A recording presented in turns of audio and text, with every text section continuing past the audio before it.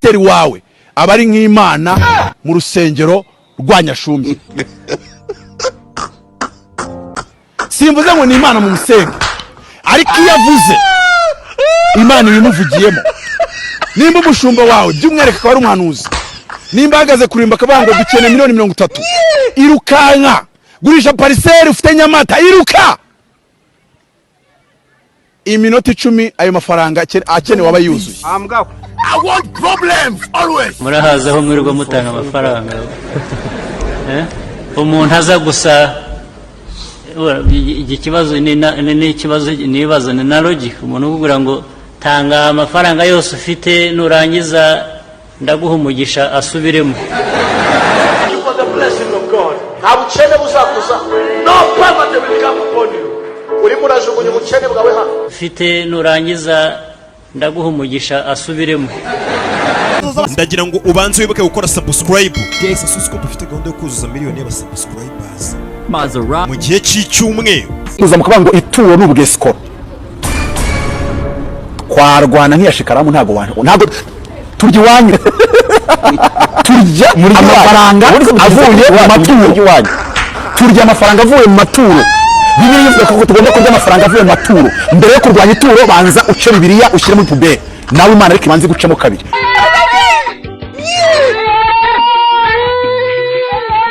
Kintu mwigize ko wagira ngo mutekereza ko Imana ibatinya. Hari abantu mu Rwanda mbona wagira ngo mutekereza ko Imana ibatinya. Waje se nkamenya yuko muteye nari yawe kandi njya numva ngo ku myaka y'ineza miliyari 100 ukaza ufite kanseri ngo nisengere naguha miliyari y'amanyarwanda. Jonathan ndeba mu maso ndiko hareba pe so ko ufite diamond igusore naguha miliyari. God have mercy upon us. Hari manuka mbonye imbere yawe ndetse no kuni wanyu wowe musore. Hari ukuntu muri famiye yiwanyu hari ibintu by'imyuka mibi bikototera kugira ngo bikuze umugisha wawe, ariko Imana igukuyeho ubusazi. Zana igitambo, zana ituro ry'ishimwe yuko Imana igukingiye, kuko bari babitanga ku mupfumu kugira ngo kugire nabi uzapfusaze umugisha wawe bawutware, ariko ibyo 300 batanze ndagira ngo ubishaka ubizane mu nzu y'Imana, utange icyo gitambo gikura y'abatayifoni kugira ngo Imana ikugire neza mu izina rya Yesu.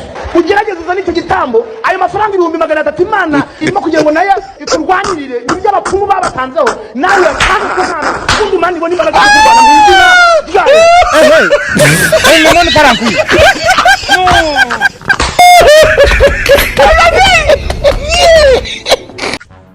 kandi wageze mbere yuko uvuga ko Imana yambuye ugomba kubanza gushima. Ndashimira Imana ko apotre yanyize yaka ugomba kumvuga ninge wahagukize nutamvuga urandwanya.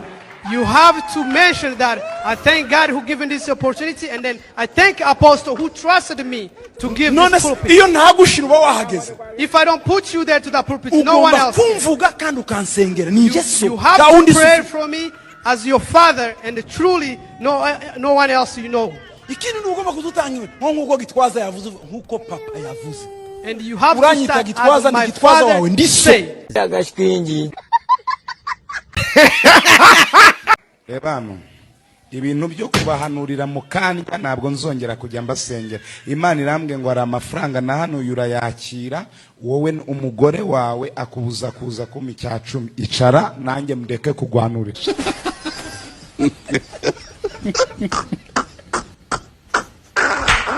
Ndabeshya sophisti God ene mashantuze God ndaje ibindi turabitoca ni mukanya. Subiza mikoro mujye mwumva ko nzajya mbafata ni mujya mugaruka ndi umuhanuzi. Ari bobo waje fa bidira bitanu ushaka kubaka bino utanga ituro ry'uko ugiye kubaka. Ndigira ibindi dik ejo mu gitondo muwe muretse hazabo navuze.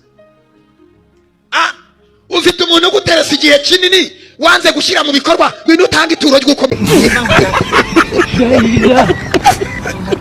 Lemon parankuye.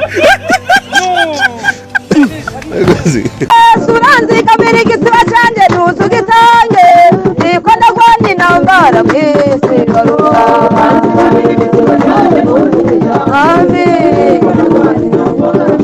Isibira goye uranzi kabiri gitwa cyanje nuzugitange niko ndagwandi nambara mwese garuka.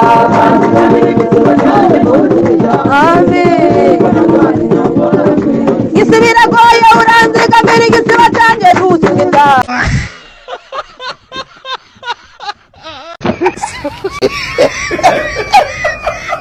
ntabwo twaretse gusambana kuko twabuze abo dusambana nabo umuri kundeba utampaye n'abandi bampa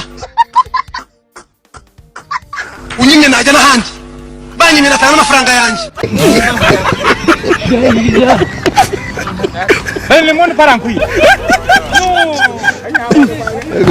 umuntu nimba musabye akamatanguye ibyo bituma njya kuvuza induru mu rusengero ngo umugabo ngo yanciye inyuma umwana ntaho namujyanye umuntu ntahaye igihumbi akabari namujyanyemo serivisi akemuye iminota ingahe ibyo bituma wowe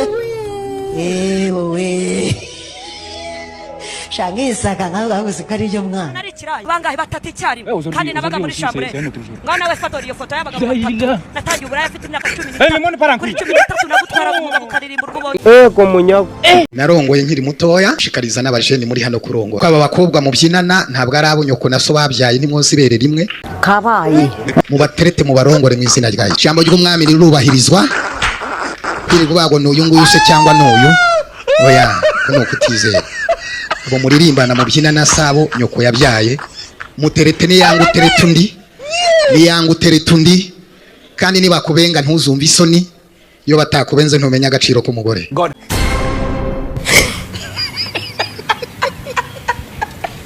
ndaza kukubwira ingorane zo kutimenya umuntu utimenya yitera umwaka barabona umuntu wakubise umutwe w'uruhara wowe ugiye ku musozi so you went on the mountain Imana irakubwiye ngo iguhaye umugabo and God tells you that I give you a husband unaniwe guca muri shika aho baba bari you failed to pass in shik where they are many ku musozi uzakura umugabo ryari so when will you get a husband at the mountain uzagumana amavuta you will keep your anointing ariko uzasazirayo but you will get old from the mountain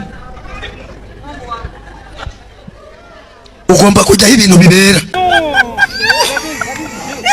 akanyanga mu mutaranda kakuro ubwo warusha imbaraga Dawidi nta muntu uri hano washwanyaguje ipuse cyangwa inkoko Dawidi yashwanyaguje intare ariko abonye amabuno y'umugore aragwa mugende gake ni ku cyumweru twese tuzahabwa impundu dutabarutse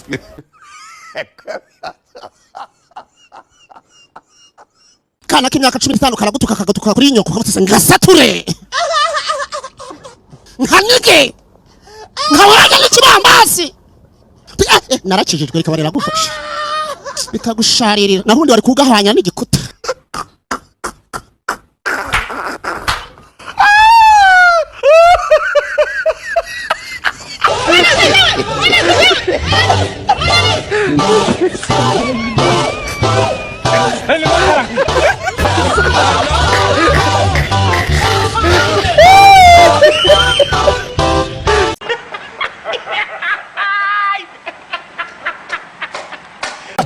kukabari bahite bumva ikintu cyitwa iseseme batangira amagambo y'amatapiki izizana ekonomi bigatuma ekonomi iceza gaspillage ikaba turasenye mu izina rya Yesu Kristo umuntu wese ufite musaza we cyangwa umugabo ukimu inzoga tunamuweka katika ofisi ya mbingu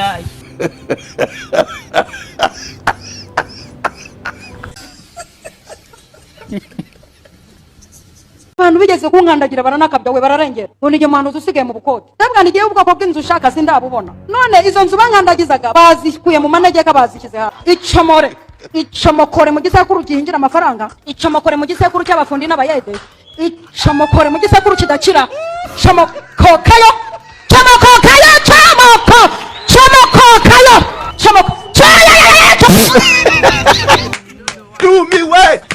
dumiwe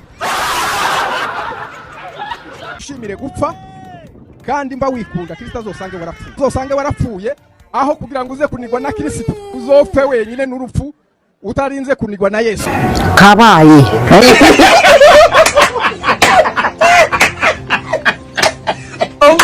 sinzi gusasa igitanda inzangi isasa rimwe mu cyumweru ndahakikisha yuko nacinjemo neza none naja kuryama nkamasase itondo kugira ngo ntaza kuvunika cyane kavamo ngashoboka Pakisate aramanutse nubwo yari muri prison ariko ijuru riba rimuhaye akazi reka kubiri tugera mu isoko tukabona akazi twagaranya bugogo tukabona kanza tukabona akazi muri fasi kwaya tukabona akazi i Buganda tukabona akazi isi yose tukabona duhaza abagabo bihangana duhaza abakobwa bihangana duhaza abahungu bihangana to slap him. Yesu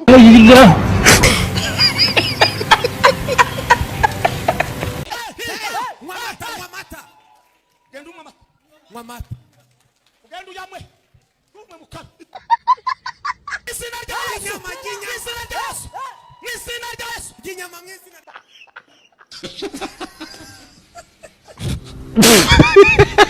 umugore akabyuka akaza kugushyuhiriza uvuye mu kabari none ubwo bucakarasha nta mugore w'umunyarwanda ukibaho gutyo abagore batarisobanukirwa nibo bakimeza gutyo umugabo niba yarakuroza uzamumituro ngo usengere njyewe nari igisambo ntabwo nari ingegera aba bantu urama basiri menera yo mu gipangu biba n'imyenda ku mugozi ni ingegera ntabwo ari igisambo ko naranguzaga miliyoni 13 commercial mu mangazini atarayanjye nakoreshaga inama ya burugumesitiri ntiba imirenge amasegiteri 3 miliyoni 3 n'igice mbabeshya ko nzabakoreshereza umuhanda na n'ubu sindawukore savye imbabazi 2008 nararaga mu sigitanda cy'umugore n'umugabo mukaza kuryama amazi hari n'abazaga kuryama mbere yuko baryama bakabanza bagatikagurana nkabategeza kugira ngo banze biyunga bamara kwiyunga nkabiba nijoro basinziriye ubu no muri riteraniro ntago naburamo batatu nabanze munsi y'igitanda cyabo nyoboye amabandi 73 harimo umugenzuzi n'ushinzwe discipline na secretary ufite masters n'umubitsi muri lisansi kuko twari twari kore wakibwa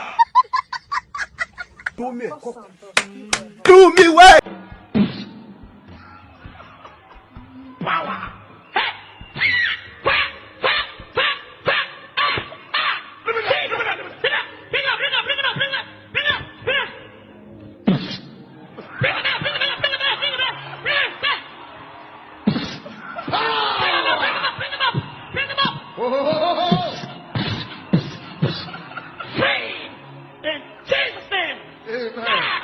Itu cyangwa ibyo bintu ntatondera nembe na rimwe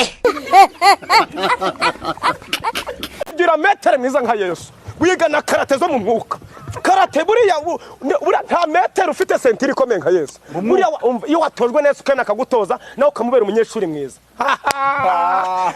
ariko se mutangijishe ntago mwibuke ukuntu yahise acanga cha Satani ageze kuzima cyaje biri kuva urabizi igihe yarari ku musaraba impamvu Yesu yapfa ameze nka ngurike yarari kureba inama ziri kuzimo ubundi ngakimara gushinga ibirenge abadayimoni bari baguye hasi ngo Satani mu kuhaguruka ngasanga mukubita ico bita mayigeri na nayiki windi wari abantu leta ntago bibazi gukibeta bifunga amushenze